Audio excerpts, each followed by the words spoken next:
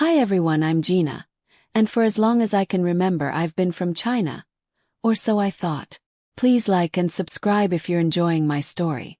I was just a newborn when my adoptive dad found me outside the Shaolin temple one night. He was a martial arts teacher and the owner of the temple. He tried to find out who my parents were, but after no leads turned up, he decided to take me in and raise me as his own daughter.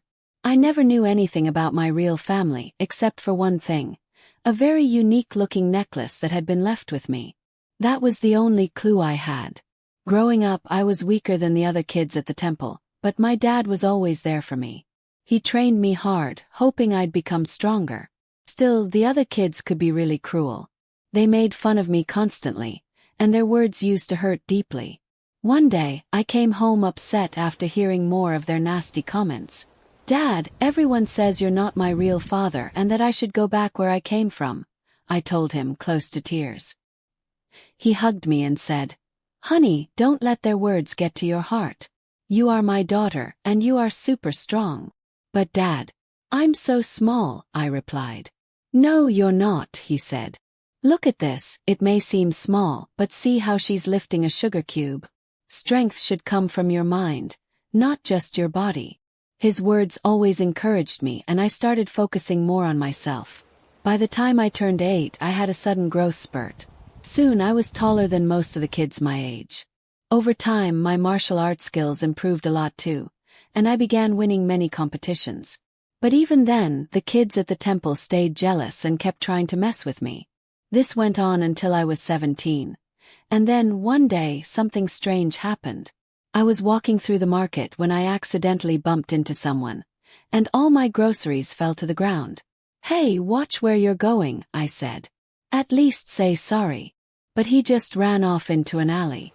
I followed him, pinned him down, and asked what he was trying to do. He introduced himself as Drake, a famous singer from the US. He was hiding from some overly excited fans who had chased him after recognizing him despite his disguise. He had gone out for a walk from his hotel but lost his way and didn't know how to get back. Even though I didn't know him, I decided to help. But here's the catch. He didn't even know the name of his hotel. I asked if he had his phone, but he had left it behind. Honestly, he was quite a handful. "Take me with you," he begged. "I can't do that," I said. "No outsiders are allowed inside the temple." But he kept asking, and eventually I gave in and sneaked him in. "Just stay quiet in here, okay?" I snuck in my share of food, but he ate like he hadn't seen food in days, and didn't leave much for me. The next morning, I told him it was time to go. "You're saying this because you don't know how famous I am," he said. "Otherwise, you'd never want to let me go, baby girl." Wait, what?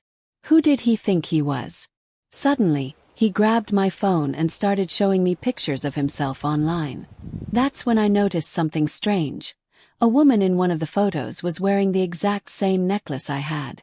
And she looked a lot like me. "Who is she?" I asked. "Ah, you want to know about her and not me," he teased. "Fine, she's a family friend." But deep down, I couldn't shake the feeling that maybe there was a connection between us. What were the chances? The next day, I woke up to loud noises in the temple. When I looked outside, I saw Drake being taken away by his security team. One of the girls from the temple had recognized him and reported it to his managers. I didn't even get to say goodbye. From that moment on, I couldn't stop thinking about who my real parents were and why they had left me. My dad noticed something was bothering me and sat me down. "It seems like you're lost, my dear," he said gently. "What's on your mind?" I told him everything, every doubt, every question. And he gave me the best advice. "If it bothers you that much, you should go out there and seek the truth for yourself." "But Dad, how can I leave you and go all by myself?" "Yes. I raised you to be strong and independent," he said. "I know you'll be just fine." A few weeks later, I arrived in the US and tracked down Drake's place. But his security wouldn't let me in. "I know him well," I insisted. "Oh yeah," the guard smirked. "All the crazy fangirls say that. Try to break in all the time. See that line over there? We're hiring personal bodyguards for him." That's when an idea hit me. If I became his bodyguard, I might get closer to finding out the truth about that woman in the photo. Yeah, that's exactly why I'm here, to be his bodyguard, I said. Nice try, he replied. But we only hire male bodyguards. Now off you go, little girl. Not ready to give up, I bought some makeup and wigs and disguised myself as a guy. Later that day, I auditioned for the job, and my smooth martial arts skills impressed them so much that I got hired on the spot. They even gave me a room in Drake's mansion. On my first day, his manager told me Drake was running late for a photo shoot and asked me to go wake him up. When I reached his room, I saw a girl trying to take pictures of him while he was still asleep. "Hey, get away from him!" shouted. I yanked the sheets from under them, and both tumbled onto the floor. "What are you, nuts? You broke my butt," she yelled. Before she could take more photos, I took her phone and threw it out the window. She jumped on me, furious. "You jerk." That was my brand new iPhone. Seconds later, Drake stepped in and separated us. He explained that she was his girlfriend, BL, a social media star who was always posting pictures with him for popularity. She stuck to him like glue and wouldn't give me any space to talk to him alone, whether we were stepping out or at events. At a recent fan signing event for Drake, BL was live streaming when she tried to make me trip and embarrass myself in front of everyone. But I moved just in time, and she ended up bumping into a fan and falling flat on her face.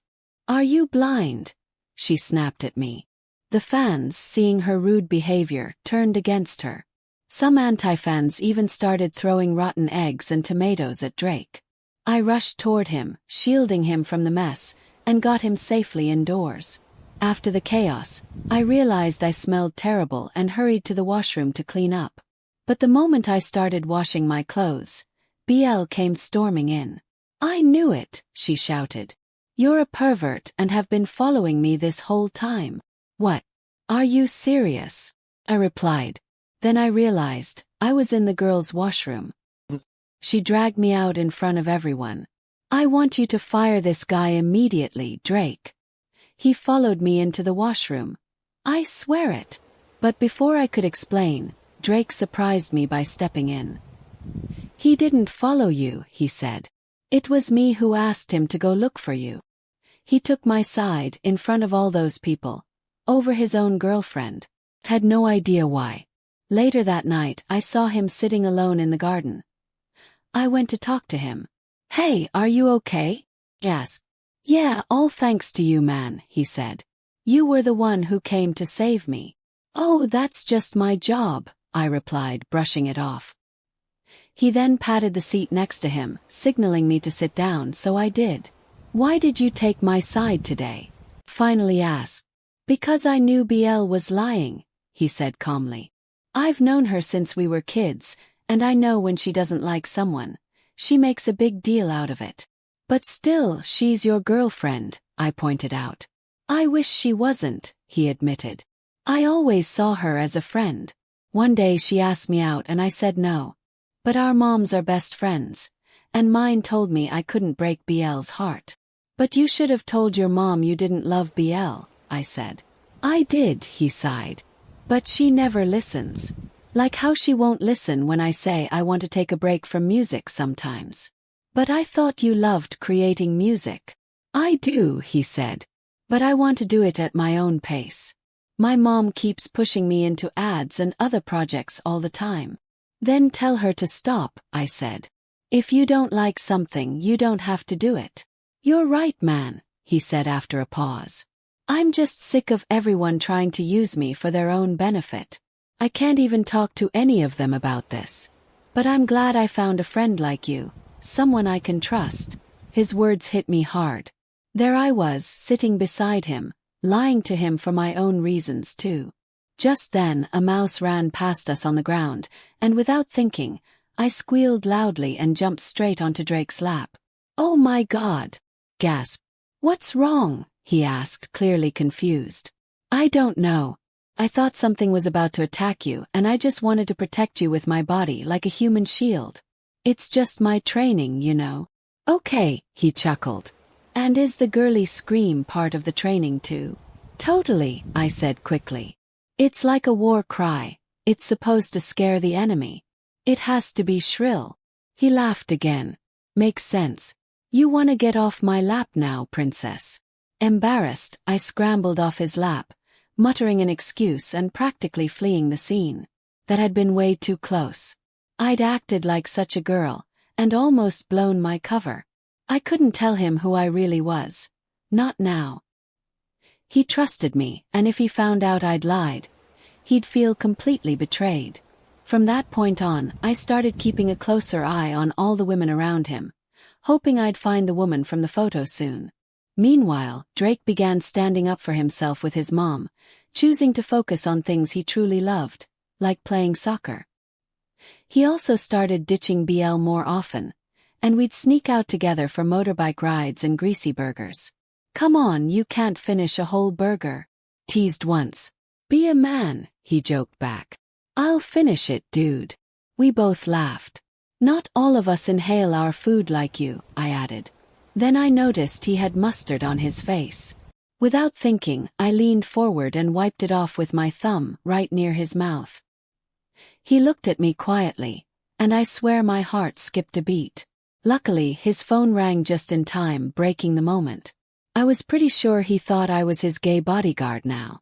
A few days later, BL followed us to a soccer match and offered to take everyone out for drinks.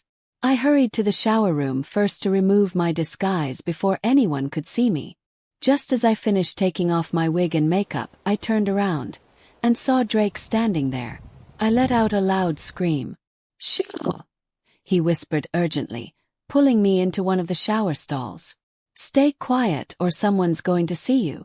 He was so close to me and my heart was pounding. But looking at him, I realized he didn't seem surprised at all. How long have you known? I whispered. Almost since the start, he said. What, do you think I'm an idiot? Why didn't I say anything? Because I wanted to see what you were really up to. How long you'd keep up the act. You liar, I said softly. Drake, I'm sorry. I never wanted to lie to you, I admitted. I was just trying to find the woman with the same necklace as mine. What necklace? He asked. I told him everything about the temple, my adoptive dad, the necklace I'd grown up with. And when I realized the person outside had left, I stepped out to show him the necklace. But to my horror, all my stuff, my wig, my makeup, and most importantly the necklace, were gone. I searched everywhere, panicking. Calm down, Gina, he said gently. It must be here somewhere. And I know who that woman in the picture was. Before he could explain, BL barged in with the cops. They wanted to arrest me for fraud. Fraud? That's a lie. Protested. Oh, come on, BL sneered. You pretended to be a guy and stole expensive things, including my mom's necklace. I've already called her. She'll be here any minute, officers. Just arrest that fraud first. My mom's necklace. What are you talking about? Said. I didn't steal it. She's right, Drake suddenly said. She didn't steal anything, and she didn't lie to anyone. I knew who she was all along. Then he turned to BL. And BL, I'm breaking up with you. BL looked like she was about to explode, but just then, her mom walked in and took the necklace from her. Where did you get this? She asked BL. It's mine, BL stammered. The woman turned to me, and that's when I saw it. She was the woman from the picture. And she was wearing the exact same necklace. I told her everything about myself. How I was left at the temple, how I grew up, and about the necklace. At first she looked stunned. Then tears filled her eyes. Oh honey, my daughter, she whispered. I can't believe it's you, you're alive. She explained how she'd gotten pregnant before marriage, but her wealthy family had refused to let her give birth in their home country, fearing it would ruin their reputation. So she fled to China. After giving birth to me, her parents found her, and the doctor told her I had passed away because I was too weak. Now she knew they had lied. So you didn't abandon me? Yes. Gina, stop with your act, BL snapped. She's a liar. And that necklace must be fake. I know it's a lot to take in, BL's mom said. But it's not a lie. She's indeed your sister. I can tell by looking at her. BL stormed out, furious. The woman turned to me, tears streaming down her face. I'm so sorry you had to live like this all these years. But I'm so glad you found your way to me. Please. Give me a chance to make up for lost time. I looked at her and then at Drake and then back at her. I can't do that, I said softly. All my life, I wanted to know the truth about who I was. Now that I've found it, my heart is at peace. But this isn't where I belong. I have a life and a loving dad back in China. But I promise I'll visit often and get to know you more. Oh dear, she whispered. Does this mean I'm losing my favorite bodyguard? Pretty much, I smiled. But you've got a friend for life. A friend, he repeated. No chance. You'd say yes if I asked you out. Paused, then smiled. I'll have to think about it.